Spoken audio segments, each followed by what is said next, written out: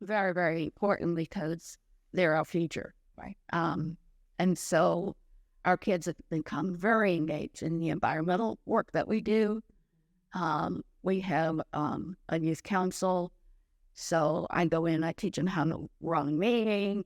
Um, they held their first election. We teach them how to do an election. We're trying to engage the younger folks more. Consistently here at the reservation, it's been an older population, which we structure a lot of our programs around that today. But we've been trying to revitalize and bring the youth by offering classes. We have some language projects in the work. So we're doing everything we can to try to draw that base. The youth council planned and executed and managed out how well last year. They will do it again this year. And they have the Return to the River program, which takes them back to the river and teaches them all the things that are traditional to the tribe. Because we believe that leaders can't move forward in leadership unless they know their history and they know their culture. You know, there's two aspects of federal recognition that I really like is the educational opportunities it creates for your younger people, and the health care and health renovation for the older generation. Yeah. And we need to train others on the culture and the creations of what our forefathers did. So, it's kind of like a language program. You start here, you have a mission statement, you gather all the information that is important to continue a language, Algonquin language roundtable discussion, and then from that point on, then you have to get people trained and geared up to continue this future.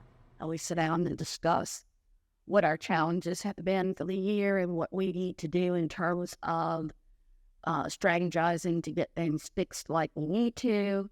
And last year was, you can get your land back, and this is how you can do it, and let's form something to create that avenue that takes the heavy lifting off of all these administrations and puts it in the hands of people who are knowledgeable about it, who know how to raise the money, who know all the players, and let's move that forward so the tribes can get land back without having to work so hard to do it.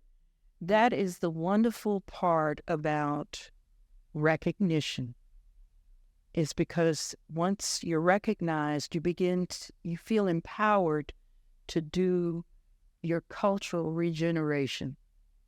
And the young people get excited. They see that this is part of their heritage and there are ways to bring all of that back. It's like a time capsule that has been opened, and now we are putting these pieces back together. Personally, have mixed emotions about being federally recognized and got the state recognized. I don't know if the federal is just going to open up like you said, a big can of worms, and because working for the federal government, I know how they oversee things. Let's put it that way. You know that too. You work for the government. Yeah. And it's going to be a lot more time consuming for members that have full-time jobs and then do this too. Then you're going to have everybody that has never showed up at a meeting just come out of the woodwork, and it's like, and then you got to figure out how far down the line they are native, how far back up they're native. When do you cut that off? The watering down of your ancestry, And so we create these opportunities for them to go back and learn these things and get grounded in who they are. And then they can become leaders among their people. A lot of tribes will elect leaders that are well educated. We're not one. We're a more traditional tribe. We want to see dedication and consistency over time. good decisions, wisdom being used in the decisions that you make or the stand that you take, and that's how you rise to leadership in our tribe.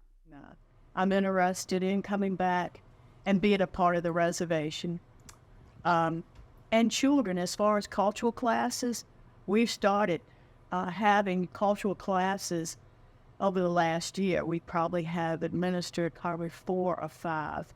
And it really has to do with the seasons of the year, because with the seasons such as spring and summer, there's a certain culture within our land, and such as trees, and you use poplar trees to make baskets for seeds, for berries, and what our forefathers did back when.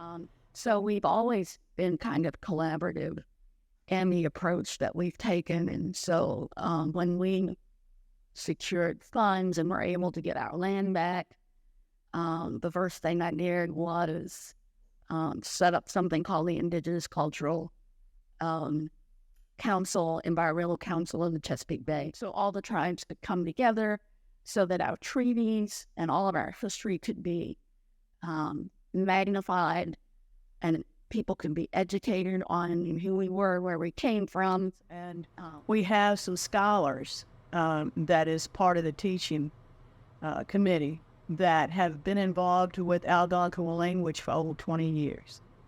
So, and we have one scholar that lives in Hawaii, and he's from the Mattaponi. And yes, he is. And he did teachings back over 20 years ago here within the Mattaponi, and now he's pursuing that more and more. And he's on a conference calls once a month, and he is one of the head leaders and teachers of Algonquin. We just recently bought a dental office. When we first got photo recognition in 2018, I did a giant survey of all the members, and it was like 59% of the tribe needed dental care, didn't have dental insurance, didn't have money for dental.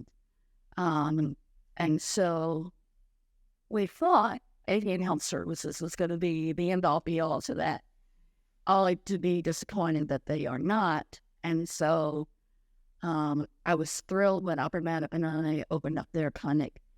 And the people from our community, non-tribal people from our community, go there because they love Raven Costello, who was from the Mattaponi tribe. And they would rather see her as a physician assistant than to see the doctor. And makes me really proud.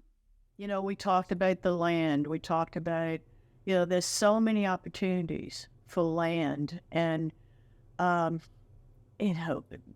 you hear about medical buildings. You hear about schools. You hear about just different tribal communities, but a part of this community, which is part of the reservation. We want to sustain the reservation, and we want to keep everything that we have sustained to reservation and beliefs. And, 200 years from now, we'd like to make sure that people know our history. We'd like to make sure that we can get this information in the books, in the educational books, at the library, all this information that has been uncovered, and have more people involved. And we were here, we're still here now. I'm satisfied if I go to my grave tonight. I'm satisfied with where the tribe has come since I stepped down as the chief. And it's only going to get better. I think we have a lot of devoted people now that are willing to work.